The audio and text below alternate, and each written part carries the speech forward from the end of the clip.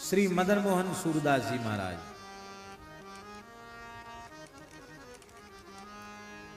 इनकी एक बधाई बड़ी प्यारी है। आपने नाम सुना है मदन मोहन सूरदास जी का? नहीं सुना। जिनके बारे में नाभाजी ने लिखा है, श्री मदन मोहन सूरदास की नाम श्रृंखला जुरी अटल। श्री अयोध्या जी के पास एक है संडीला। संडीला है अयोध्या के पास, तहसील है, पुरानी तहसील। संडीले के तहसीलदार थे उस जमाने में, अकबर का जमाना था और उनको तहसीलदार नियुक्त किया था अकबर ने।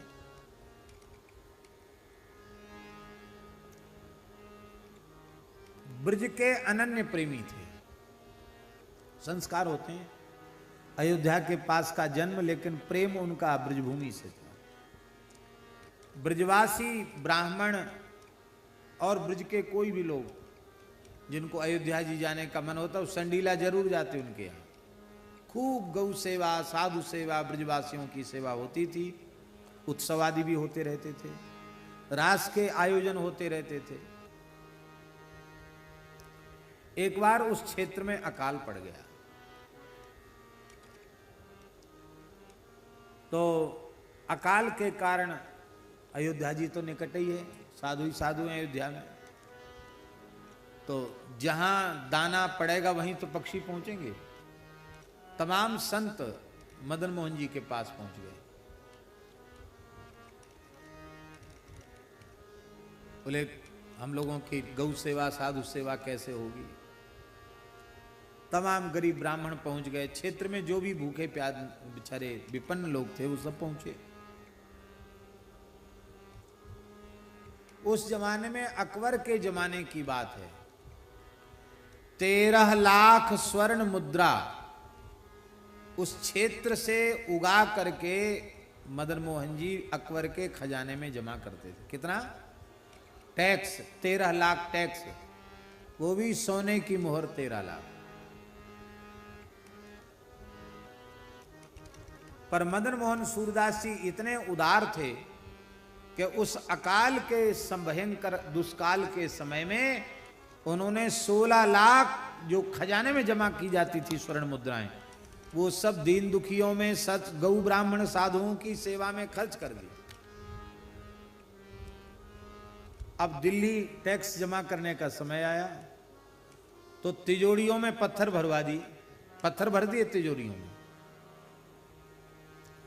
तिजोरी में पत्थर भर दिया और एक पर्ची लिखकर डाल दी उसमें।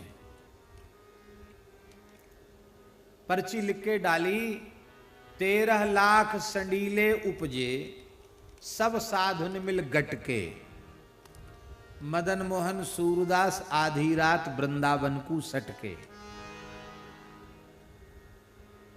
इतने बड़े पद पर रह के पूरे के पूरे राजस्व का गमन कर दिया एक तरह से। भाई टैक्स तो सरकार का है ना, वो किसी अधिकारी का थोड़ी है। 13 लाख टैक्स के रूप में मुद्राएं आई थी, पर सब साधुन मिल गट के, सब साधु सेवा में चला गया। तो हमने इतना बड़ा अपराध किया है, इसलिए अब हम नौकरी छोड़कर, इस साल आपको टैक्स नहीं मिलेगा, हम नौकरी छोड़कर अब वृंदावन जा रहे हैं। मदन मोहन सूरदास आधी रात वृंदावन को सटके। अकबर ने जैसे ही तिजोरी खुलवाई, उसमें पत्थर निकले और ऊपर एक कागज लिखा था। अकबर नाराज नहीं हुआ।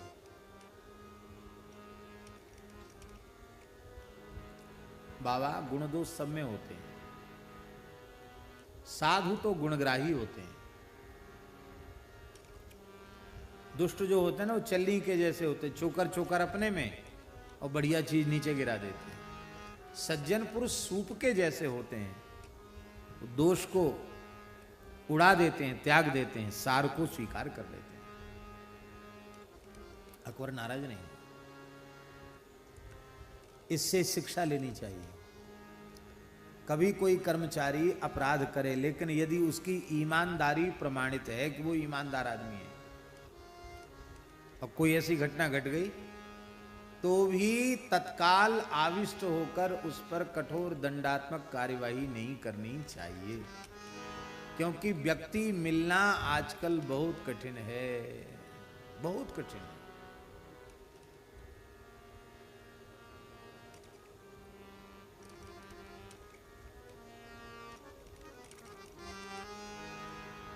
अत्यंत कठिन है।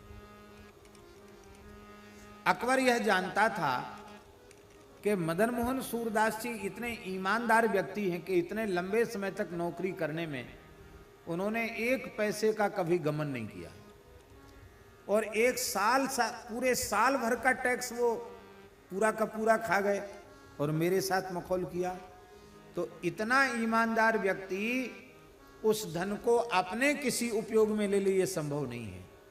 अकाल के समय जब उन्होंने सेवा की, प्रजा की, तो जय जयकार किसकी होगी? राजा की होगी।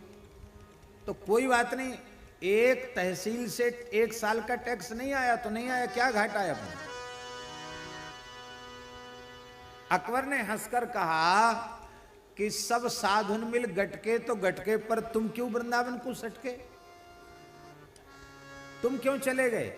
अब तुम्हारे ओहदे पर कोई दूसरा तहसीलदार नियुक्त करना पड़ेगा, और वो पता नहीं क्या नहीं करेगा। तुम्हारे जैसा व्यक्ति कहां मिलेगा।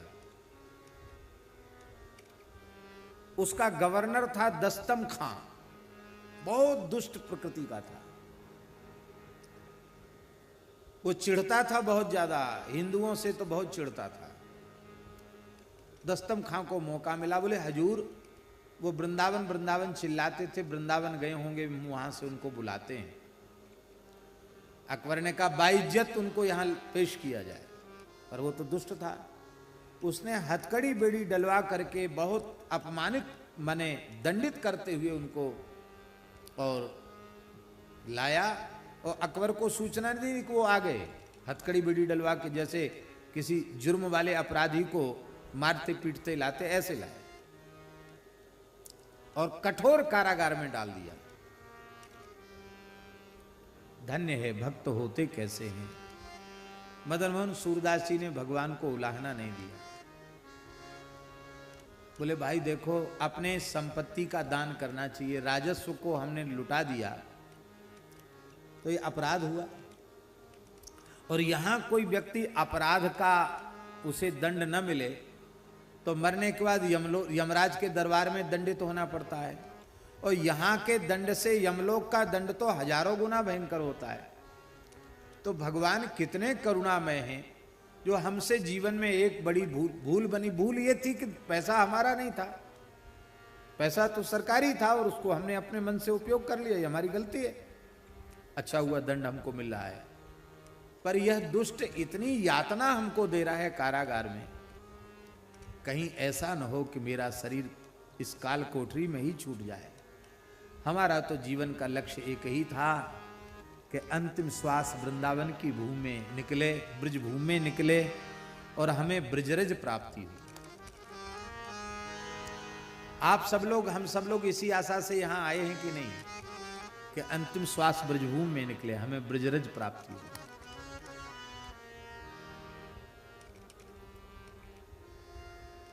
कवि हृदय थे, उन्होंने एक पर्ची पर फिर एक कुछ लिखा। क्या लिखा? इक तम तो अंधियारो करे, ये तो 10 तम आही, 10 तम ते रक्षा करो, दिन मणि अकबर साह। सीधा सीधा अर्थ निकालो तो ये होगा कि एक तम माने एक अंधकार, तो अंधेरी रात होती, पूरे में अंधेरा हो जाता है, पर आपका गवर्नर, इसका नाम है 10 तम, 10 गुना तम माने अंधकार। ये तो बहुत दुख देने वाला है। तो हे अकबर, आप तो दिनमणि सूर्य के समान हो, सूर्य ही रात्रि के अंधकार को दूर कर सकते हैं, आप हमें इस कष्ट से उबारो। ये अर्थ स्वाभाविक रूप से इसका निकलता है।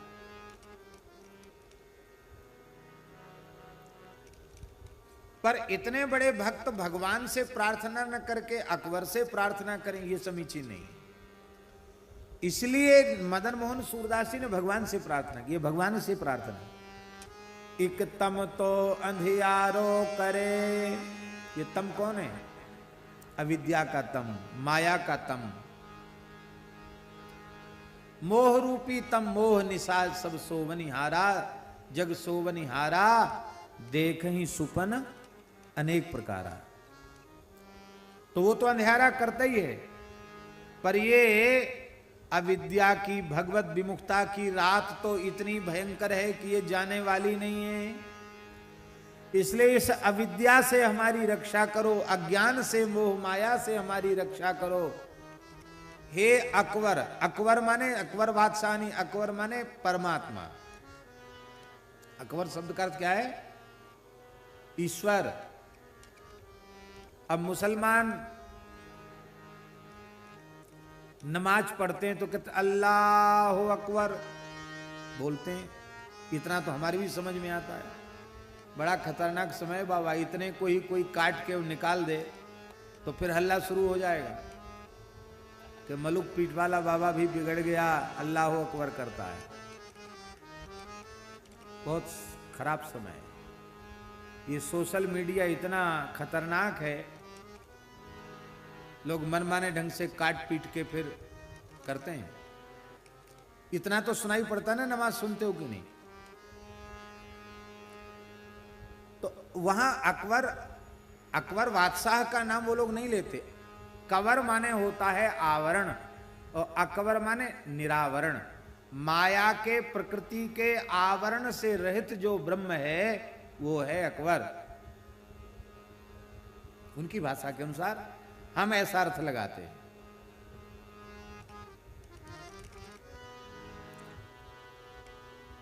तो वो भगवान से प्रार्थना कर रहे थे कि हे सूर्य रूप परमात्मा, अविद्या माया से रहित मुकुंद, आप हमें बचाओ, हमें ब्रजभूमि की रज प्रदान करो। ये प्रार्थना थी। पर अकबर के हाथ में पर्ची पहुंची, अकबर खुश हो गया, मुझे दिनमणि की उपाधि दे दी। कहां है बोले? पता लगा कि तो दस्तम खान ने इनको इस प्रकार से किया। अकबर बहुत रुष्ट हुआ, तुरंत इनको कारागार से मुक्त कराया और दस्तम को मृत्यु दंड का आदेश दिया, इसको मार दो। पर भक्त होते कैसे हैं? मदन मोहन सूरदास जी ने कहा इन्हें दंड नहीं, इन्हें पुरस्कार मिलना चाहिए, क्योंकि ये गवर्नर है, ये दंडाधिकारी है। कोई भी कर्मचारी अपराध करे तो दंडाधिकारी को दंड देना चाहिए, नहीं तो तमाम कर्मचारी ऐसा मनमाना काम करने लग जाएंगे। इन्होंने ठीक किया, इनको दंड न दिया जाए।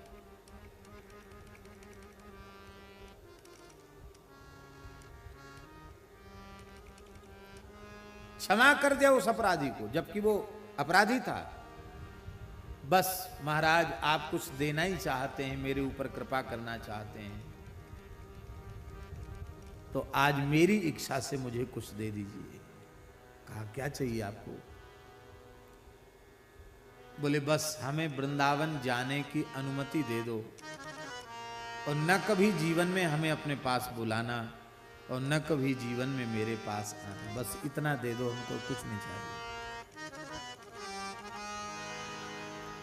अकबर कहता था कि हम तुमको फिर से बना देते हैं, और अधिक अधिकार, कुछ नहीं चाहिए। और वे वहां से दिल्ली से पैदल चल के ब्रजभूमि आ गए। और बाबा ऐसे रहते थे मदन मोहन सूरदास जी, लताओं के नीचे ही रहते थे, एक लंगोटी मात्र शरीर पर धारण करते थे, सारे शरीर में ब्रजरज लपेट कर रहते थे।